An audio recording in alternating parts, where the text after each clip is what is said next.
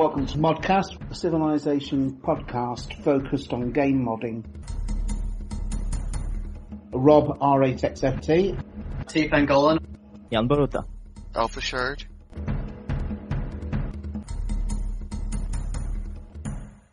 And how should we refer to you as? Just JFD? Yeah. Man, for such a short name and you have so many syllables, quite disconcerting. Well, Jan Boruta is also 3 syllables, like 3 letters, so... Yeah, but we call you Jan. Ah, yeah, I forgot. Should we start calling Rob Riley? Man, say that 10 times quickly. Welcome back to ModCast, the Civilization 5 podcast centered around modding, monologuing, and asking ourselves repeatedly why in the world it is that we mod this game. This is episode 52. In this episode, / Battle of Egos, we have a bunch of familiar faces alongside a special guest. Rob, R8XFT. Jan Boruta. JFD.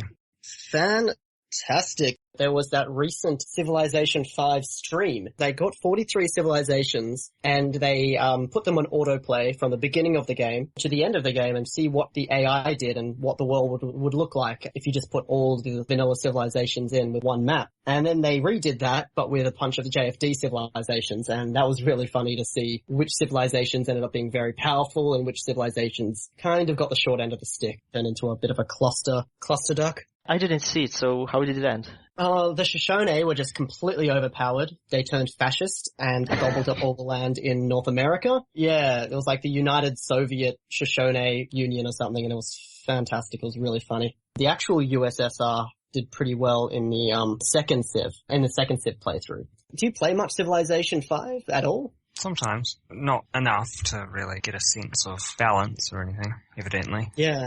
Usually have a very similar problem because I work, commercially, let's say. Then I work some time for myself. Then I work for Civ Mods. And the time I have to play usually is in the night, just for an hour or two. So I get to play test. You can never play it for just an hour. That's the thing about Civilization. Like, yeah, I'm lying here. I usually end up 4 a.m. in the morning. You start a game at 10:30 and you're like, oh, I'm just going to play half an hour before bed. Next thing you know, the sun's kind of peeking through the blinds, and yeah, you're half dead, and you have to go to work. Don't remind me. Just one more turn. That's the thing with me and JFD, because when I am early in the morning and then in the evening, and I add those 10 hours of time zones to match JFD's New Zealand time zone, I realize it's 5 a.m. in the morning or 6 a.m. and JFD is still around modding or just writing or commenting. I don't know what to do. Yeah. Time zones are very tricky.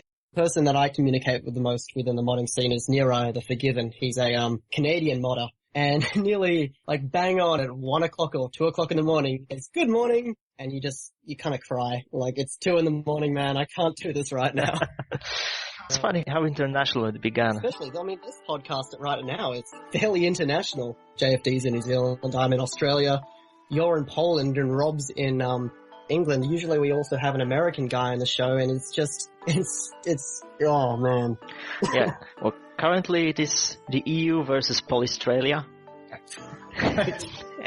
Just to piss you off. So you're in the Slavic Federation. I refuse to be in this.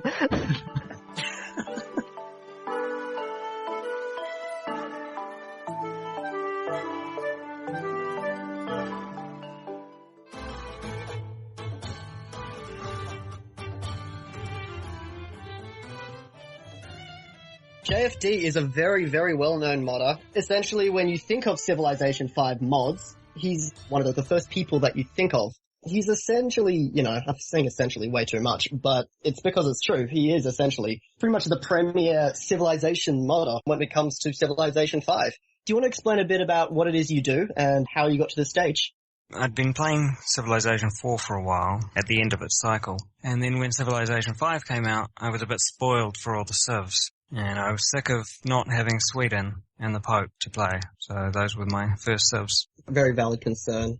In the lead up to Beyond Earth, one of the biggest complaints so far is that there's no Sweden and there's no Pope. And both of those things sound like you're going to cover those entry points if we ever go into Civilization Beyond Earth modding. Because, who doesn't want a space Pope? And then after Firaxis obsoleted my Sweden mod, I made a Venice, which they proceeded to obsolete. So you just can't catch a break. So is your motivation subsequently, because how many civilizations would you say that you've created so far? Got 27. 27. So is that essentially like a fallback plan just in case Firaxis starts creating more civs? No, I gave up on them. I doubt Firaxis is going to make any expansion packs for Civ 5. I think we are free to come up with more civs and more civs for Civ 5 right now without fearing that they are being obsoleted. But yeah, Venice was a surprise in BNW. What Firaxis also does is looks around to see what civilizations are popular, and seeing JFD's Venice in particular, and so Sweden one, and decided to make their own version. So Sweden was very much sort of the last one, second in the first expansion pack, or certainly the last one to be announced, so it's quite possible that they looked around to see what was popular, and maybe JFD had a hand in that. Oh, cue X-Files music. Ed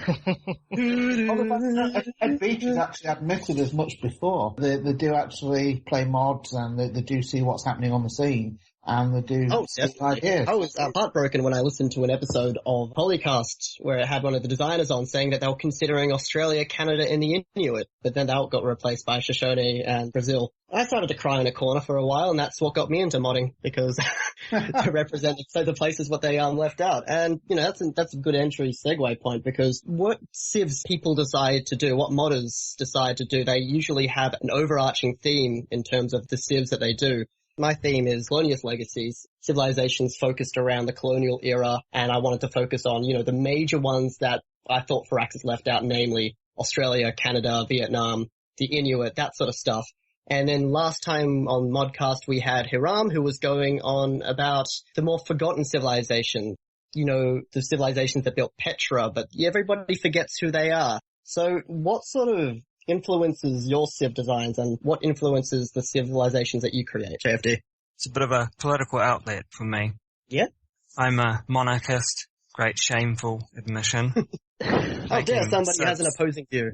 Based on the more absolute monarchs that are actually successful. Same with Piety and Prestige and those side projects. Started off with Sweden and Venice. Where did you first start off with?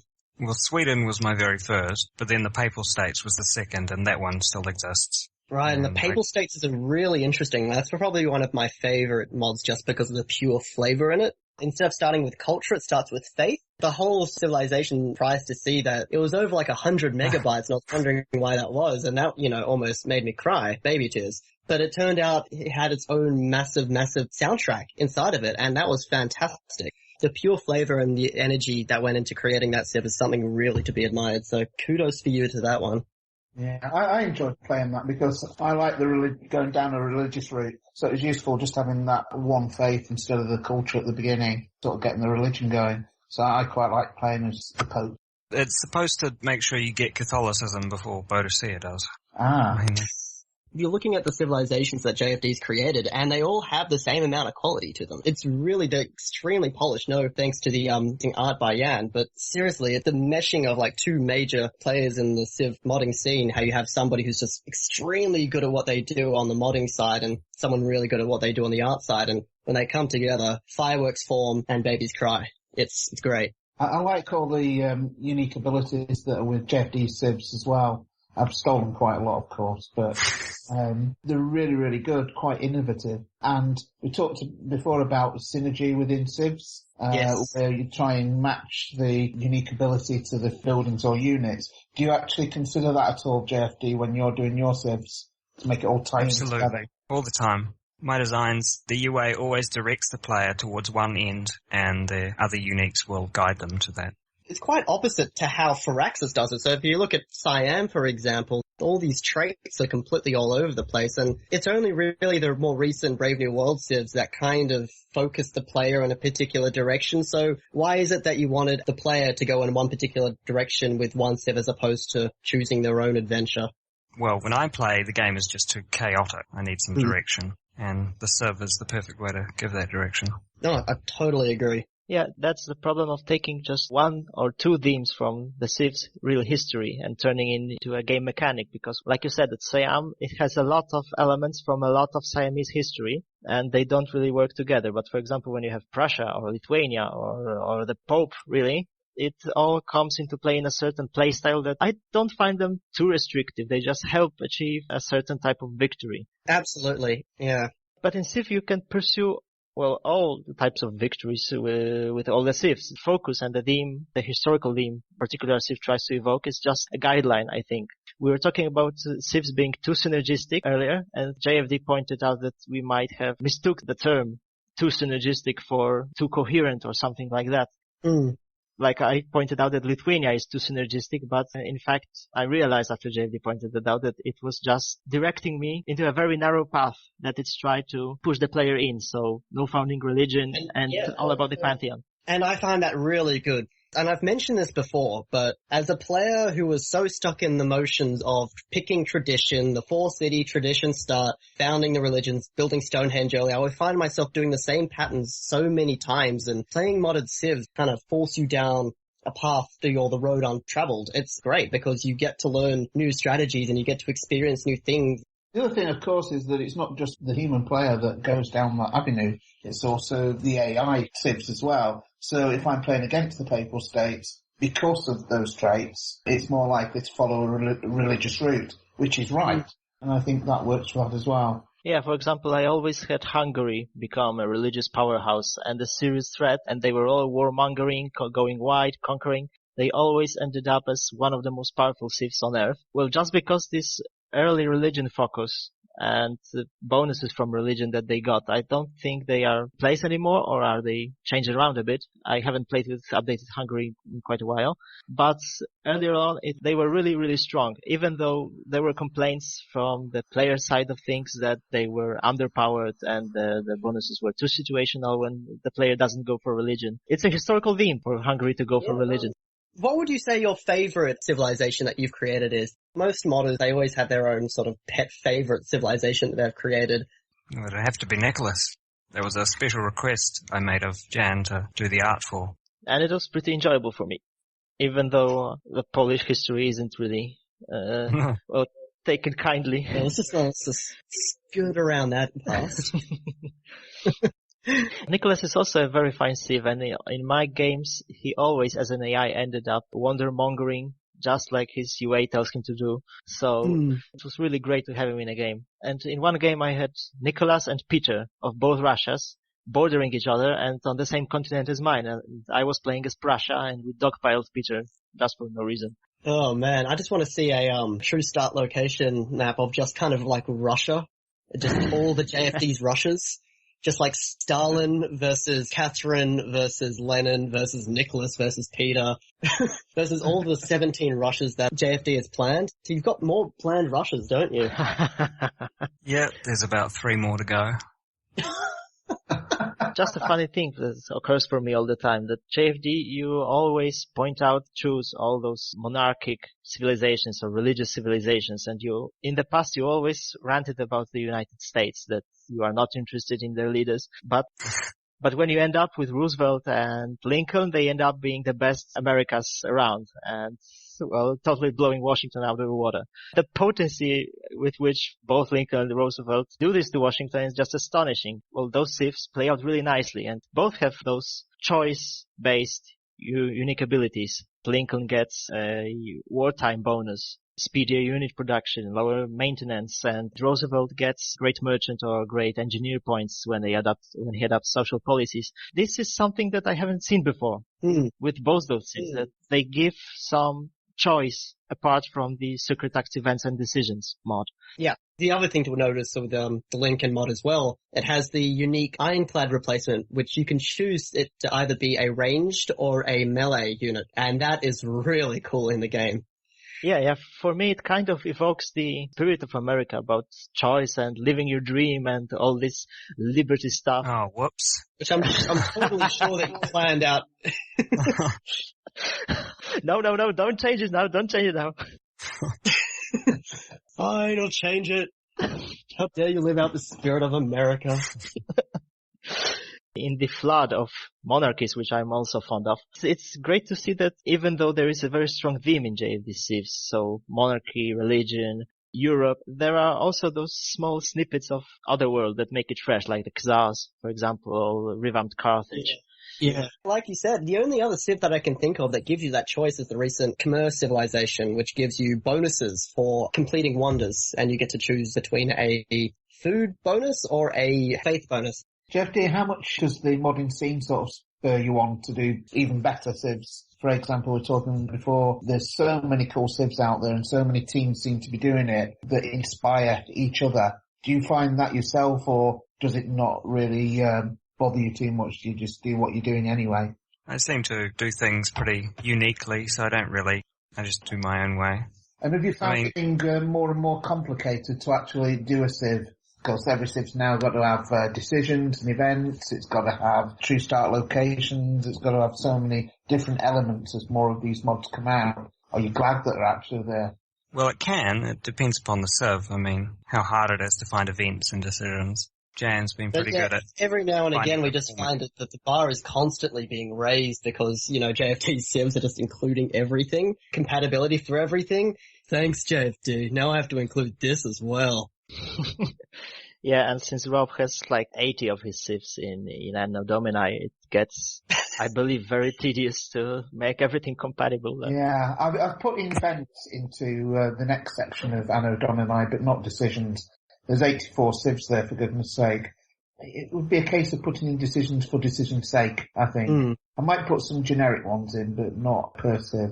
It's intended to make a better game, and certainly playing the main game with events and decisions, that's very good. But I think in a mod like Anno Domini with so many civs, it would just be kind of forced, the decisions, I think. Yeah, I totally agree. Let's talk about your latest civilization, because it is quite topical at the moment alongside the more civs of Scotland. So you've recently done Scotland under the reign of James VI. Do you want to tell us a bit about that and what made you want to do Scotland? Is it because of the past referendum? Well, it was because of that, but mostly because More Civs was doing one side of that campaign. So I felt the need to do the other side. Basically, the UA is, during a golden age, your engineers, specialists and merchants generate cultural great people points. And that's meant to reflect the Scottish ingenuity. Whenever a great person is born, that generates points towards your next golden age. So yeah, right there we can see just the synergy within it. And the whole civilization is very built around golden ages. And I found that when I was playing it, you just had constant golden ages all the time and a bunch of fun. Another thing to mention is the whole music pack, that it supported Last Sword Scotland and More Civ Scotland and JFD Scotland, and it's a bunch of Scottish music that you can listen to whilst playing the game, plays in-game, and it's absolutely fantastic. You're listening to Time to Say Goodbye as renditioned on the bagpipe, and it's slightly disconcerting, it's slightly odd, but you're just like, I couldn't get into this because I'm playing as Scotland. Well, this track blew me away. It was absolutely great to hear it in the ancient age and just explore with the warrior, see the oceans. It was brilliant. I was really looking forward to cultural diversity, not really because of the overarching Civ 4 traits in Civ 5. I was more looking forward to the little things. One of the things that was going to be introduced in cultural diversity was different era advanced screens. So the Native Americans would get teepees in their classical era loading screen, and the statues on the side would be of Native Americans. And if you were to go to an Arabic culture, when you go into the medieval era, you would see like in a medieval Arabic town with Arabic statues on either side. Well, some art was gathered for that purpose, so maybe it could be released as a standalone mod at one point. I don't know. I don't know what JFD's plans are for cultural diversity at this moment. I don't know. It'll get done if it gets done. It'll get done. That's the best response for all.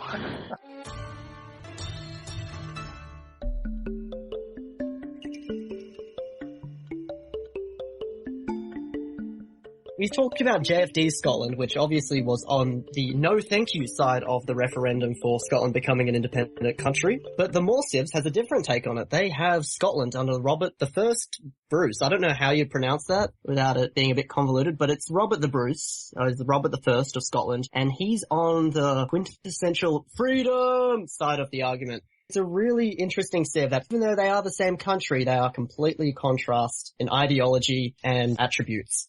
The unique ability of this Scotland is called Last of the Free, which is a nod to Roman times where the Caledoniae tribe were said to have said that they were last of the free peoples in Britain. So, melee units receive a combat boost when there are two or more adjacent enemy units. Well, it's both useful both in attack and defense.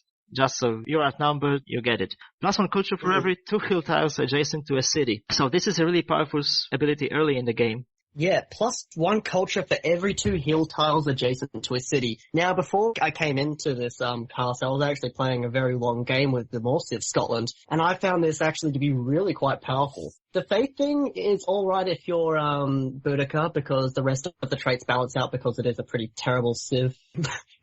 Sorry, Firaxis, I'm not a really big fan of Celtic, because you kind of just butchered everything. Hiram just had to patch everything together, and no modder should have to do that. Anyway, +1 culture for every 2 hill tiles adjacent to a city is quite powerful. I started off, I moved my settler into a place where you had 4 surrounding hill tiles, and that gave me culture equivalent to a monument. So my border expansion was very rapid. My social policy acquisition was very, very rapid as well. So early game, it's very comparative to, say, Ethiopia or the Celts, because just that culture boost or that faith boost right at the beginning is really, really quite powerful. And I really liked it as well. Yeah, it's just to reflect the cultural resilience of the Scots that was in place for quite a long time. If you want to get +3 culture from 6 hill tiles, it's just, for the most part, it's dumb because you're forfeiting food from all the other tiles, unless those are river hills that you can farm up pretty quickly. Yes. Because otherwise, this city is going to have a hard time getting up and running. I've actually stolen that ability and the icon as well for the Caledoni. It's been out for 3 days. How have you already done that? Oh, put it straight in. It was in the first day. It was just fantastic idea, I thought. And actually, the Caledoni, I don't know about the Scots, but the Caledoni automatically start near hills. So just automatically, they've got at least 3 culture to start with. That's such an advantage to them. And I do like the idea of actually getting a boost when there's enemy units that are nearby. And it does reflect, like Jan was just saying, the idea of the Romans coming in and outnumbering the Caledoni or the Scots. Oh, this obviously predates Mel Gibson times, sir. Oh, indeed, sir. It's a very well put together civ, this Scotland. Although it does lack kilts, which you can always play JFD Scotland for that, it does have the Gallow Glass, which is the long swordsman replacement that ignores terrain costs and receives a boost when fighting against fortified units. So this is definitely one of those civs that you want to be attacked by. If you are next to Alexander or the Huns or Genghis, these traits are going to be really, really good, because one, you're going to be starting in a hilly area. You're going to get combat boosts if they're invading, and then especially with the unique improvement, which is the Clan Castle. Although the actual yields of it aren't amazing, what it gives you, if somebody declares war against you, each one of those Clan Castle tile improvements will give you a free melee unit, and that is awesome. Yeah, that's a lot. And they act as half barracks when it is worked by the city. So they yield +5 experience points to new units trained in a city. Yeah, it's pretty comparative to the Foreign Legion tenant in the Freedom theology, because you're essentially nearly getting the maintenance free, because the Clan Castle does provide +1 gold, yeah, and +1 culture at architecture. Getting these nearly free, maintenance free units are just coming out of nowhere just to defend the Empire, and it's really fun. From my playthrough, to get at least 3 or 4 clan castles worked by the capital, I had to forfeit a few river hills. So I gave up on a lot of food to get a lot of experience and possibly a lot of units that could defend my capital. There's a lot of trade-offs going on with this civ, but the rewards are pretty substantial for what it's worth. A special shout-out needs to go out for the leader screen. That was just excellent. Oh man, I was working until 4 a.m. with both the leader screens and out for both Scotlands to get it done on time. You did a brilliant job, mate. Honestly, fantastic job. It's one of those leader screens where you first meet them in game, and you kind of sit there for about a minute, enjoy the music, and just look at the beautiful face of the man chiseledness of him. It's fantastic. It's really fun. Because the Morsiv's peace theme is Scotland the Brave. That just works so well. The only thing I can mention, I think the leader screen needs ambience, just to kind of make it fully fleshed out. Yeah, a fair amount of vanilla leaders have this wind ambience, so I think it could be added because it's the Highlands, so... If that's the extent of my criticism for this mod, then you know it's pretty damn good. With all you guys, you bring out these superb civs, and it seems like, you do get people who say that's great, but it's normally, right, great that you finished that civ, now you can concentrate on the one I really want. Well, can you just say that this is a fantastic civ that I've just released today? Play that for a while. Love the Philistines. Yeah, I had a full game with them and it's absolutely great. It's bordering overpowered, but it's absolutely fantastic for me. That kind of leads into the other discussion that we had is, because things are overpowered, but that also makes them really, really fun. And it's more about, will people actually play your mod if it's underpowered or average? But, you know where I'm going with this? Yep. It's more about making a civ that people want to play even if it is overpowered. As if there were no overpowered vanilla civs. So yeah. Oh, yeah. The point is kind of moot. Of course, if you do a mod like the PC Master Race, that is obviously overpowered. Mm. But okay, back to the Philistines. So we have the leader, Abimelech, biblical leader. The unique ability is Mishke Feasts. Whenever a city is conquered or a new luxury resource is connected to the empire, the first 5 cities receive an instant amount of faith and gold. And I found this to be early game powerhouse. Mm-hmm. I was really lucky in my starting position because I met 2 mercantile city-states early on with 2 unique resources, one for the city-state and the second on the map. And I was able to destroy a few barb camps that they were asking to do and connect some other resources or connect by roads. So I was getting the feasts from the UA pretty much all the time that let me bypass all religious buildings, get a religion up and running very early on. All the gold let me purchase settlers to found those 5 cities to get the most from the UA. The bonuses were just extremely large. Of course, I wasn't the most powerful civ on the map because there were the Franks who had Catholicism and they were in the massive leading point. There was Egypt who was wonder-mongering every 5 turns. I must say I had the same experience myself when I was playing them. We were able to get my religion up and running because that's one of the things that I do like to do. And also the gold was no problem all of a sudden. I actually obviously put it into Anno Domini because it fits straight in. And with all the... Well, naturally, it was a perfect civ for them. Yeah. And I did find with there being quite a few luxuries in Anno Domini that it was a bit of a powerhouse. So I probably toned down a couple of luxuries within the game because of that. But yeah, I really... So since it is quite powerful, would you necessarily want to alter it? Or because it is quite powerful, do you want to keep on keeping on, you know? Well, I've left it in because I realised, like Jan was saying at the beginning of the game, it is quite powerful, but then it tails off because you've discovered all the luxuries you're going to discover at some point, and then it's not really useful anymore. So I've left it in for now. It's in the next version of Anno Domini, and I'll just see what the playtesters think. It also, you know, we're talking about when civs are a powerhouse. Again, just talking about when you're playing the AI playing these civs, it makes the game more interesting because you think, oh, right, it's the Philistines. They've been pretty powerful early on. I know there'll be a big race towards religion. They'll probably win it. So they might get some of the better tenets or the better religious things that I would normally go for. And it might make me tailor my game again because of this modded civ that's in there. Yeah, about the Philistines, I find their unique building very good, but their unique unit coming too early to make a difference for me. The unique unit is the Peleset, Philistine replacement for Spearman. May embark, receiving an extra move, and starts with the amphibious promotion, earns gold upon attacking a city. Of course, it's a nod to the Sea People's invasion of the 1200s BC. Yes.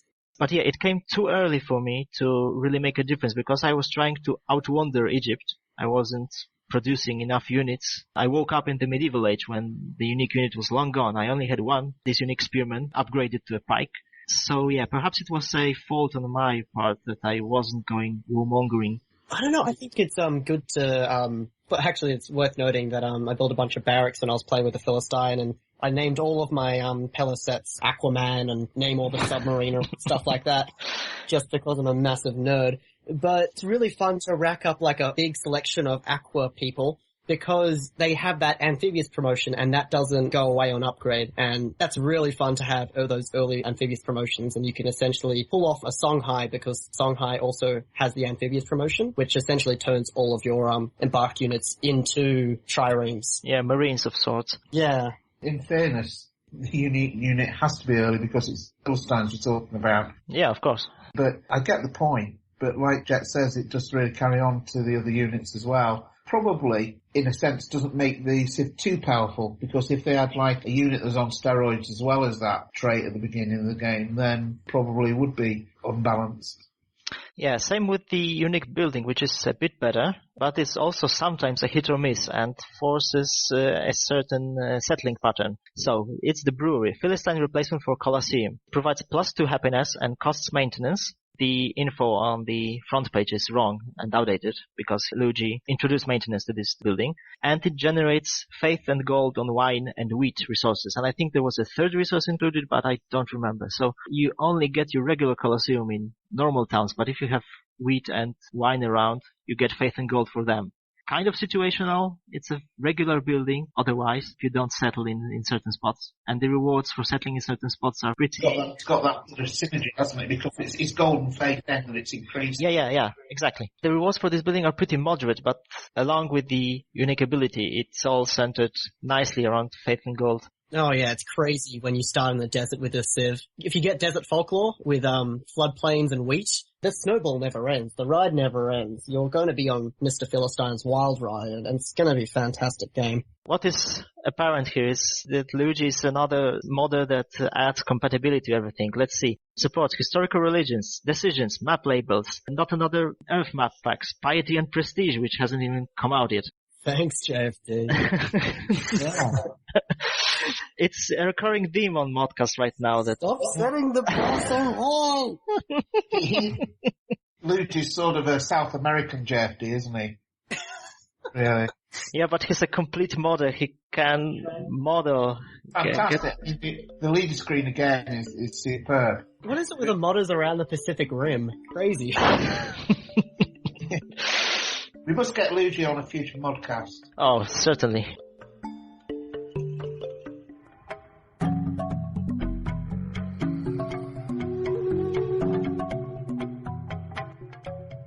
So when it comes down to it, every Civilization modder, they usually have their own quintessential mods that they use that is tailored to their experience.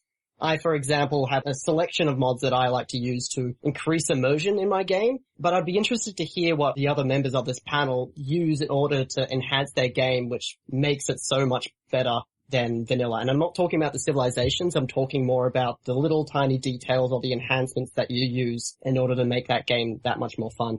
Yeah, I like to use piety and prestige. That's nothing really. I mean, events and decisions are essential, but that goes for everyone. Yeah, and I think you always, at least for Peter's unique building, you tailored it for true start locations maps, for example, that it decreased culture cost of acquiring tiles whenever the city with the unique building is further from the capital, which is like 100 tiles from Moscow when you found Vladivostok in the Far East. Yeah, true start locations, they're really fun. I don't find myself playing them as much anymore. I find myself playing on the Communitas map pack, which I absolutely adore. I've not played that. I've not played true start locations. I prefer not to know where the civs are likely to be. I played with Communitas, coming back to it once in a while. It's a really nice map script, but sometimes I find that there are too many rivers, too many jungles, for example, I come back to normal continents when you have a bit more room, a bit more plains, for example, those big features that let you just spread out. Communitas provides a very realistic kind of experience, those small island chains, big continents, there's everything Earth-like in this script, but as I said, there's sometimes too many choke points and too many places you can't go or are forced to go. Oh, I totally agree. I don't really use a lot of mods, to be honest. I've been using the decisions and events. I think that's really good. And also use Tomatex religions as well. Whilst that doesn't do anything but add flavour, I do like the extra flavour that adds. He also was kind enough to do a version for Anno Domini as well, featuring all the ancient religions. So it's just nice to add that little bit of flavour. But other than that, Health and Plague, done by Framed Architect. He's just done a new version of it as well. So I've put that into Anno Domini. Did help me with that, with some extra features. And one of the features you can put in is that Plague actually can wipe out one of your minor cities. And that's quite interesting. See one of your cities suddenly wiped out with Plague, or one of your opponent cities as well. That's great. When Plague sort of arrives at a city, there's a chance that it might spread to an adjacent city. Any units that are stationed in the city or within one tile get infected by plague, so the health bar starts coming down, and also the population inside that city might reduce. And of course, if it does reduce to 0, then the city's wiped out. Quite an interesting little mod there that does things that no other mod really does. And it's also interesting, sometimes you find that some civs have that irritating habit of plonking a city miles away from them, but just near your zone, so that you can't have like a continuous sort of run that you were expecting. If one of those gets knocked out with the plague, then that's fantastic. Go and actually build your own city there. That happened. Oh, Civ, just trivializing major historical events. Hey, it's a really good mod, is that? I mean, I'm not saying that. I'm like, Oh, no, I know what you're saying. Those tiny emotion. The thing of, out the cities, by the way, is something you can switch on or off, on your particular taste. But it's certainly a mod that I think is very, very good, whether you're playing an ancient mod or whether or not you're actually playing the normal Civ 5. It does also build in with it. Certain buildings make it more and less likely for your civilization to actually get the plague. You know, you can put in a doctor specialist as well to improve the chances of combating it. And over time, of course, the plague is more likely to happen around about sort of the ancient medieval times and then less likely to happen after the industrial area. So, it's a very good mod. Yeah, the Health and Plague was present in Civ 4, so... Yes. Having it back, it's really nice. I will have to revisit that mod. I know that I played it in an early stage when it was out on Steam. He has just brought out a new version of it, version 11. The mods that I like to use aren't really hugely gameplay altering. They're usually there for flavor. They're usually there to add a bit more diversity. I kind of usually stay away from those larger mod packs or those larger game alterations because maybe it's out of anxiety or maybe out of like fear of not knowing how to play it. But for example, I've been playing a lot recently with the map labels mod, which is really quite fun. The map labels mod, I think it's by Hazel16. Yep. And what it does is at the beginning of the game, it generates little map labels based on the cultural style of the Civ or where the Civ is from. So if I am the Zulu, I might spawn near the name of an African mountain range. Or if I am France, I might spawn near a French river or something. And it's a tiny, tiny thing, but it's one of those things that kind of immerse you in Civ and immerse you in the world that you've created, not in the historical real world, but in the world that you're building, in the world that you're creating. Just like another mod that I use, which is the Civ Names by Policies mod. And that will give you some hilarious results based on the size of your empire, how many cities there are in your empire, or the social policies that you've selected. Do you have any other mods that you're using still that help with the immersion? Yeah, no, I do actually. On Reddit, I'm currently doing every month, which is going to be turning into every week now. I'm going to be highlighting mods of the month or mods of the week. They're going to go into mods that kind of increase the immersion without making anything too game-breaking. And there's also down at the bottom of those, there's a little pack that I've kind of curated saying if you want to get into modding, but you don't know really where to start, here's the kind of things that aren't, particularly too game-breaking, that kind of stays away from the huge mechanics like Health and Plague, but more of the little details. So they're things like historical religions, or Info Addict, or Civ Names by Policies, or Quick Turns, or Krajzen's Great Musicians Pack, because that's always funny to get Michael Jackson in the Renaissance era. There's also little things like the Music Changer, which allows you to change musics. There's the Krakatoa fix and the Great Barrier Reef and the Rock of Gibraltar optimization, so they're not spawning in stupid locations. There's also the randomized city names, and that's another really mod that I really like, because sometimes you see any civilization, they always have like the first, second city names. They're always going to be the same, and that kind of just mixes things up and makes things a bit funnier. So Shoshone, instead of after settling Mosonkani, they might settle Skull Valley or Dockwater instead of Tamoax. And so that kind of mixes things up a bit. Other things would be, like the Communitas map pack, and it's just kind of small mods that don't really kind of change anything in the grand scheme of things, but add tiny little immersions. Another one I would like to point out is another one of JFD's mods, which is the Exploration Continued, which allows you to upgrade your scouts into a scout line, which includes the Explorer and airships and all these other really cool things, and that's really fun as well. And the last one that I would like to mention would be Quiet Diplomacy, and that's a DLL mod, and that's kind of I don't really like to recommend DLL mods because you can only really have one at a time, but the Quiet Diplomacy one is really kind of fun. You know those mid-loading screens that you get? Like you're loading the next turn and like a civilization pops up and they say, "Oh, congratulations for allying with Belgium. My name is Lincoln," and I just think that's really great that you've done that.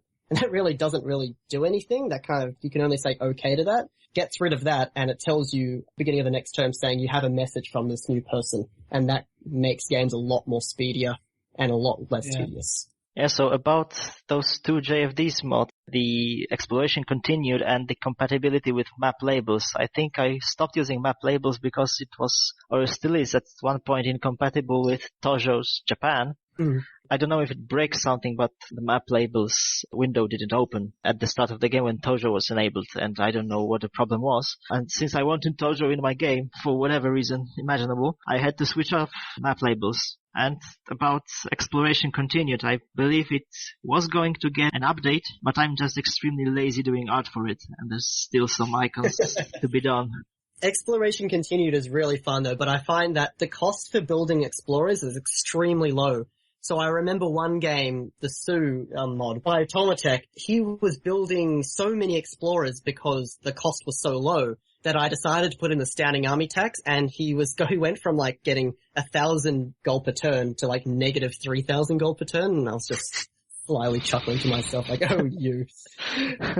So I just had to go into the files and alter how much they cost because it was getting a bit ridiculous. They had kind of like an archaeologist thing where the civs just built so many archaeologists and their gold per turn plummeted, but those are just kind of the small mods that I like to include in my game.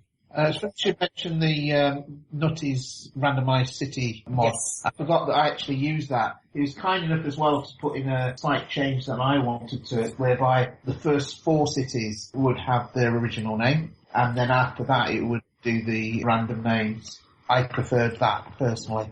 One mod we haven't mentioned is Cutmolk's Civ 4 Diplomacy mod. Yeah. Yes, that's probably a bigger one. That's a big DLL mod that changes pretty much everything. I mean, unfortunately that's not compatible with my mod. Real shame. But I do play that one. It's very good. It's a really all-encompassing mod. It introduces things like vassal states and independence wars and revolutions, and it's mind-boggling. Just a question, is there a compatibility pack between those Civ 4 diplomatic features and Huord's various components DLL, which is pretty much a basis for example, piety and prestige, and I can't play without it right now? I wonder if a bigger pack of compatible mods is being made, for example, along with Smart AI, which is also a DLL mod, Quiet Diplomacy, which is also a DLL mod. It would be really great if some of those could be reconciled with each other and could be played at once. No, yeah, I think it would be really great if just Firaxis didn't make that requirement to hardcode absolutely everything to make it so difficult for modders in the first place. That's just my 2 cents. Oh, it has done a compilation of the Civ 4 Diplomacy DLL with his, as well as the Smart AI one. Oh, that's absolutely great. I will have to find it. I would like to point out a few more mods that I use for my immersion seeking, because I'd like to one day emulate Rise and Fall of Civilization in Civ 5. Right, okay. Of course, it's not coming with all the social policies, with all the government types, with all the stability issues that were in RFC. What exactly was Rise and Fall? I'm not a person that really played Civilization 4. It kind of came in post Gods and Kings. Yeah, it was a big mod that eventually got included in the official complete release of Civilization 4. It was basically a world simulation from start to finish, where civilizations would spawn in historical dates, of course with all the benefits of spawning at later stages like bonus settlers, bonus units, faster growth, and etc. It introduced the concept of stability of civilizations, that when a civilization is stable, nothing really happens, then civilization conquers too much and gets unstable and can fracture in rebellions and all the stuff like that. Sometimes it was frustrating, sometimes it was not. It had true start locations, of course, on, I think, Europe and huge Earth maps. So basically it was your true start location with more benefits, with more dynamic politics. And if you remember the civics screen of Civ 4, where you could change governments, unlike in Civ 5, where you have very rigid social policies, you could pretty much tailor the empire to your needs and just at the expense of 1 or 2 turns of anarchy change governments. It was real fun, and of course it has this nifty little feature that every tile in the world has its name for every civ pre-placed there. So if you found a city in the place of London, it will be called London. Then you found another city, and for example in the vanilla city list, the city is Manchester. But you found, for example, in the place of Bristol, you get Bristol.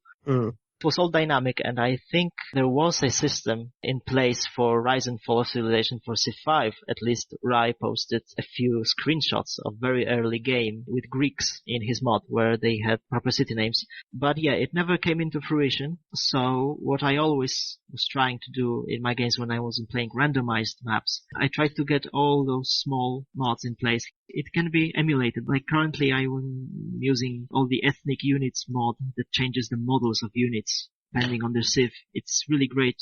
In Civ 4 you had very basic ethnic diversity.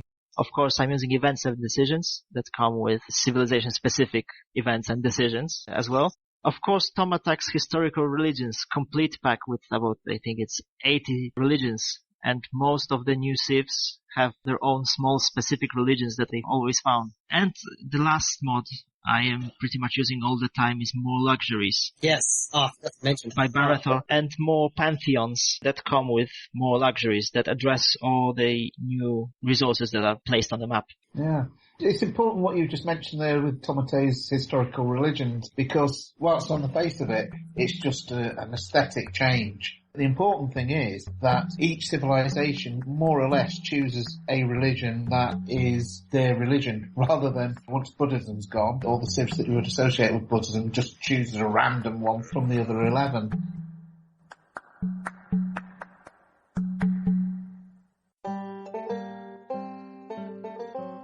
Calling today. In North America, the number is 301-637-7659.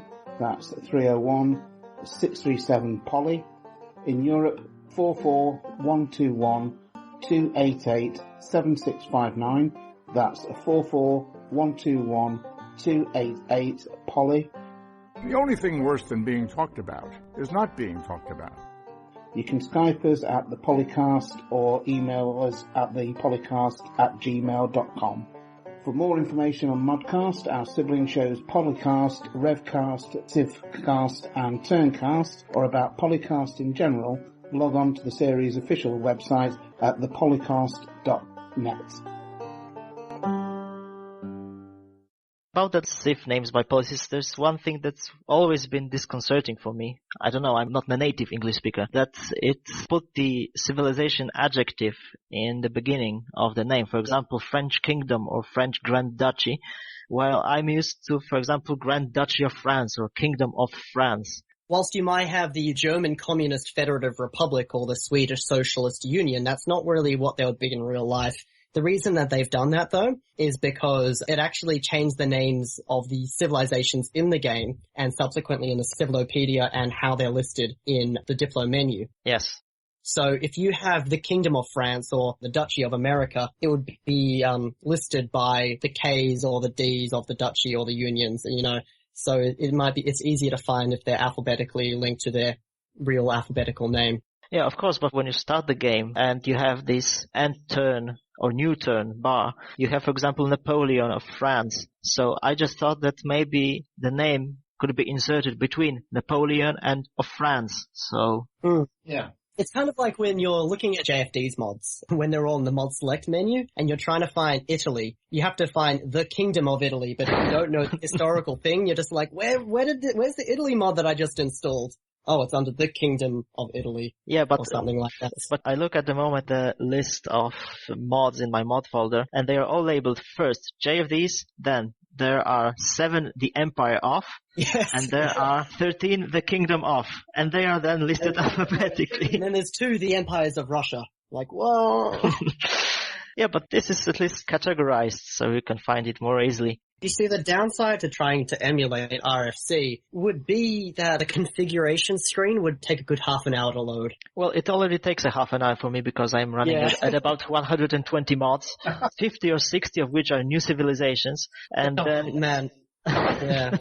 I use the really advanced setup mod. And there's an add-on you can get called Civ Groups. So if you don't want to have Nicholas and Peter and Lenin and Stalin all in the same game because you think that's a bit immersion breaking, you can put them into categories so only one of those people will spawn. And I had a look and I ended up including 120 new civilization mods in my game. Yeah, I was wanting that for my mod because there's different versions of Carthage that come out, for example, and I've ended up with JFD's version as it happens. But it would have been nice to have had Dido in as well. but not if both were going to be in the same game. So that would be really useful. The last thing that I'm going to ask JFD before we go off, are you going to be doing anything with Beyond Earth? Like, do you plan to make Space Pope or Space Sweden, Operation Moosebite and stuff like that? Not unless they release a DLC that introduces a faction I like. That's harsh. Are you just so vehemently against Poly-Australia? Yes. It's what don't not you like even, about Poly-Australia? the word is just a splicing of Greek and Latin. That's disturbing. But that's not the actual name of the country, though. The name of the country of the Commonwealth of the Pacific, and that's just the portmanteau. That's just the slang for it. Thank you all for coming. Today we had 50-second ModCast featuring Jan Boruta. Rob R8XFT. T Pangolin, Jet. JFT. I think we had a really great talk today, and we hope you join us for the next time. Bye. See ya. Bye-bye now. Have a good day. Bye-bye. Wait, this is going to be like the ending of Toy Story 2. You just have like the Barbie figure just waving goodbye throughout the whole credits. The Waltons.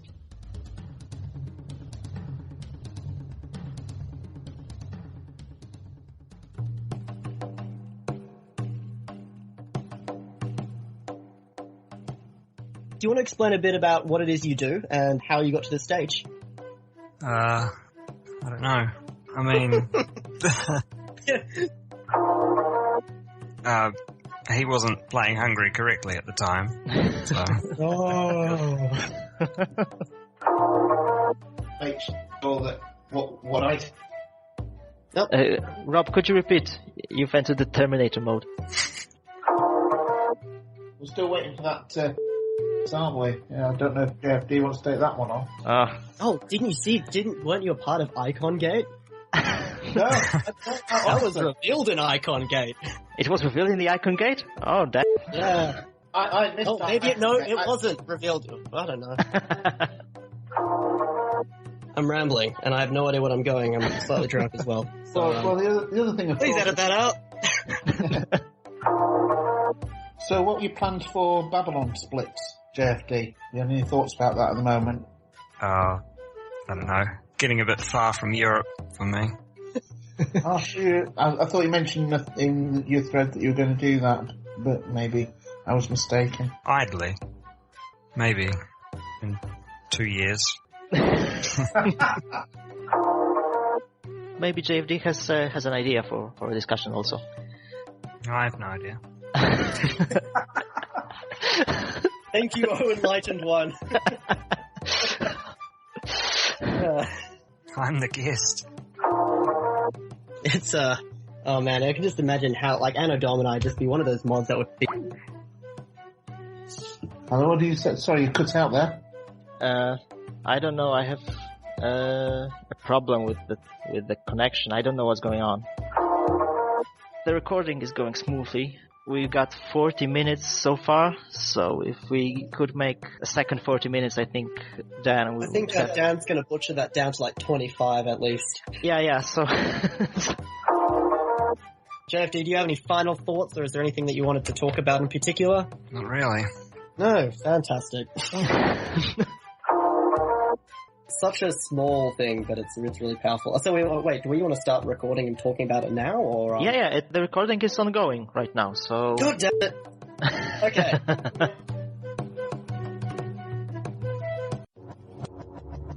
Record date September 22nd. 2014. Civilization 4 and 5 sound clips. Copyright Take-Two Interactive. Copyright Civilized Communication at civcom.net.